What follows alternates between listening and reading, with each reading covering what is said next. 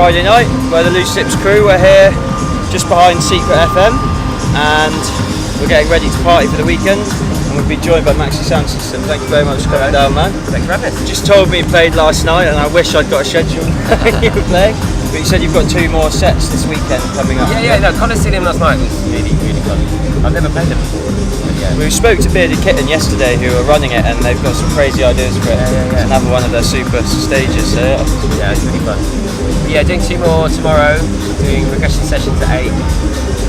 And I think I'm going to be just organising just now. We're going to play back to back with Jonas Rasmussen. Oh, really? And then midnight at the Labyrinth. Okay, fantastic. It's a question, we just had Waves and Strays on. Oh, yeah. It's a question asked him, which I found quite interesting. I was saying to you, when you do a back-to-back, which is quite impromptu like that at a festival, yeah, is that the promoter who contacts you, or is that a personal thing? No, we were discussing that. No, we just get on and we thought, we just said to each other, we should do one of those. And then we went, hang on, we're playing the same stage tomorrow, why don't we just do it tomorrow? Yeah, makes so sense. that was literally a conversation that happened like what? And is there much musical planning before it, or is it just turn up and challenge each other? I think we know each other's music, we've seen each other play a lot. Yeah. And I think, you know, we played on the same lineups, also like next to each other and stuff, so I think we feel alright about it. I mean, that's part of the fun of it, isn't it? Yeah, kind of like, you don't really know what's going to happen. Throw a few curveballs in there. Oh yeah. And right, saying you're from Brighton? You still live there? I live in Bristol now. I lived in Brighton for a long time. I actually born in London. Okay. My parents moved to Hastings. Okay. When I was 5, so I actually grew up in Hastings. In terms of your musical development, when you first started getting into DJing or production, was that in Brighton? Yeah, totally. Was there anything about the scene there that inspired you, or quite a personal thing? Yeah, no, totally. It's a weird Brighton. When I moved to Brighton, it was really buzzing with the whole sort of Norman Cook sort of thing, but that was kind of like moving on a bit. And I met a few people through that crew, and when the sort of electro clash thing was happening, remember that? So when DFA Records and all that stuff was sort of becoming big, we started doing parties then.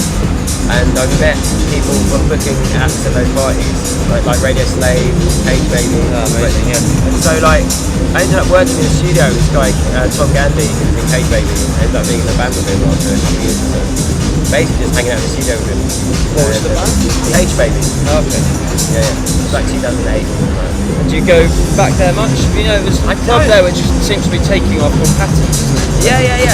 That was, I used to be a resident for audio, is what it was before. So, I don't know, I'm actually talking about going back like this year, but I haven't been back for ages. It seems like there's a really popping scene in lots of different areas as well. Yeah. We did an event at Volks, which is quite sort of, I don't know what word, it's quite grimy. Exactly. And then contrasted with Patterns, which is bringing through quite a student orientated but great music, so it's still the contrast there. Well, it seemed that the Patterns were bringing like a bit of quality in terms of the sound. Definitely. They're very into that. Yeah. And I think before that, arguably there was less interest in that.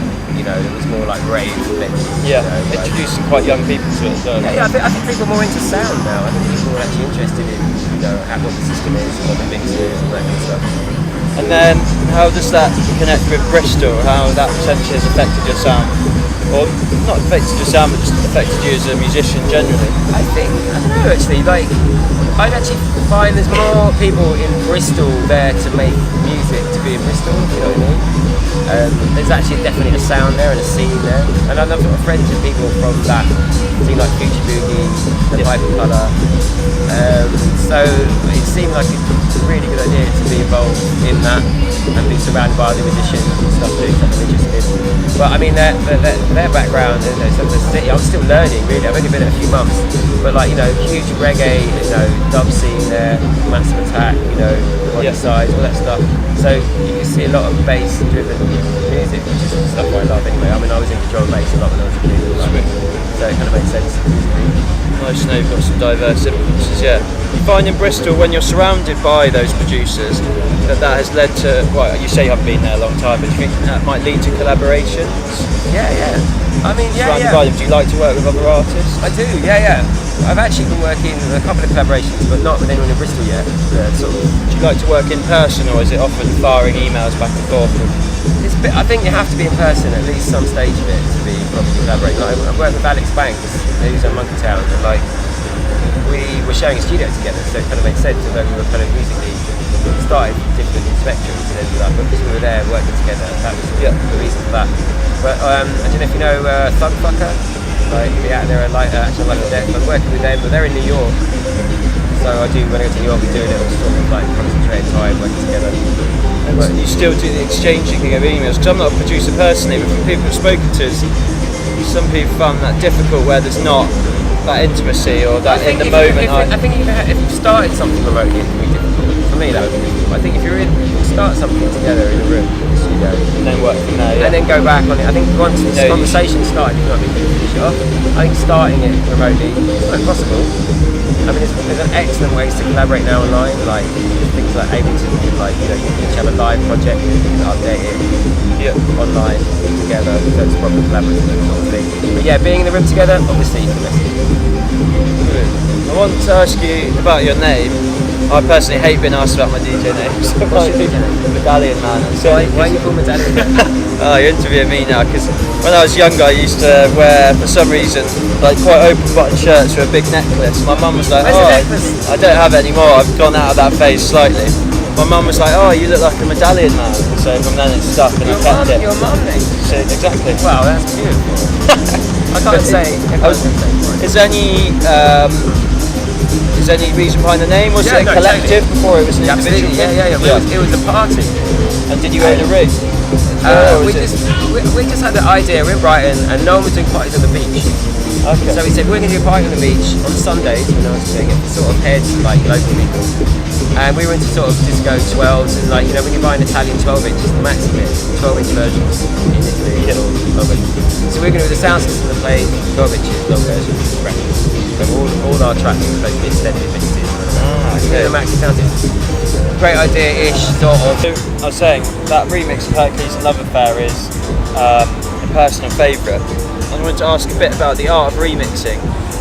Whether you have any specific logic you take when you sit down for a remix. I mean, do you try and it's usually do you try and really make it different? Or? Yeah, no, totally. I always try and the parts that you get given or the inspiration to do it, I find them really difficult. They actually take me a really long time. Some people can really have a formula-ish to doing them, and they can just get them done really quickly, which is very sensible. But I always take the parts and try and do something completely different. Yeah, it's much more fun to do that than sort of make another similarly sounding dance record. Yeah, one that was really there. That's my take on it anyway. I mean, do you have any rules about things like, do you always scrap the drums, for example, and use your own drums? Oh, it depends a good deal. I mean, usually everyone seems to protect their kick drums. No one really sends out kick drums. But, that one's never in there. But like, no rules, not really. No, just basically, I would always go melody first, get the hook first, and sort of bring everything in later. Maybe start with just the kick drum and the melody. If that works, then everything else is going to sort of add to it. And you've shown already that you've got quite diverse tastes as you're growing up. Is there now any producers or labels that are really inspiring you that you tell people who are watching this to go and check out? Well, something, I mean, like, I'm terrible at remembering names, but at the moment I'm really into what Acid Crawley's doing. Oh, I know. Sweet. Like, just the way he's using sort of off, I don't even know if it's music, but like all sort of off-kilter rhythms, just sort of sliding, sort of slide and move around off the beat. So that's been quite inspirational. I actually met a guy who works with me in Berlin recently. We were talking about that. But that's the thing that springs to mind. But I mean, like, I think you can take influences collectively across the board, and like I'm actually taking influence a lot from selectors like Ben UFO or Craig Richards. Yeah. Just basically going into the play and hearing records, you think, what the hell is this? Yeah. Sort of getting inspiration that way a lot. Do you still?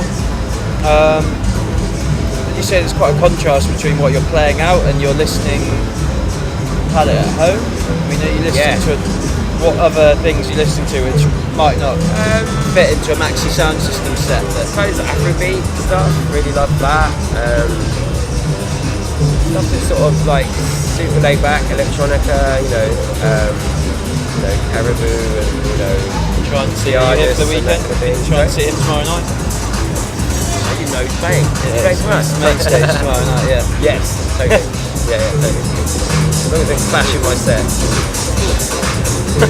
We're being overpowered. By the way, there's also a fairground ride available if you like. You to may enjoy well that. have told. You'll be fist bumping while listening. Plenty of pleasure available at Secret Garden Party.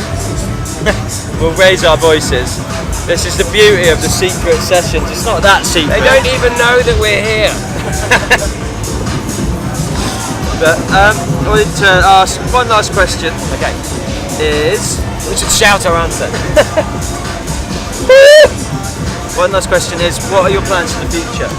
Do you have- Right, just a quick one then. Yeah, I mean, next 20 years, but Well, tomorrow- more immediately. I mean, in terms of any releases or gigs, Yeah, okay, or things that you can tell people is the future for Maxxi Soundsystem. I did a project with Alex Banks, really excited. That's coming out on Motor Black in August. Motor Black is Game and Andy, the guys Yeah, around Lost yeah. Village. fantastic. Yeah. And I'm working on a project with Holmar from Dogbuck, who I mentioned. I'm excited for that to come out. I've got a whole bunch of stuff, but it's sort of just getting signed at the moment. And I'm doing a tour in the States in August after the kind of European summer thing's over. Sweet. So like 3-week tour in the States. Summer's busy then. Summer, yeah, it's been kind of relentless, I would say. Would you say that for a producer, the summer is a time where you really struggle to fit in production time, and then you hibernate? In the winter, there's always that extreme contrast, or you try and. Totally. Have you ever tried to take a step back and just say I'm not gonna gig as much because everyone glorifies it, but it's obviously No, I did it last year. Yeah. Last year, but this year you're partying. this year seems to be the difference. Yeah. But you got to make that balance, otherwise, you know. Yeah. You got to put the work in. You can't just do this all the time. Yeah. Alright, thank you very much for chatting to us, man. That was Right, quite pleasure. informative. Brilliant. Thank you very much. Be locked into Secret FM.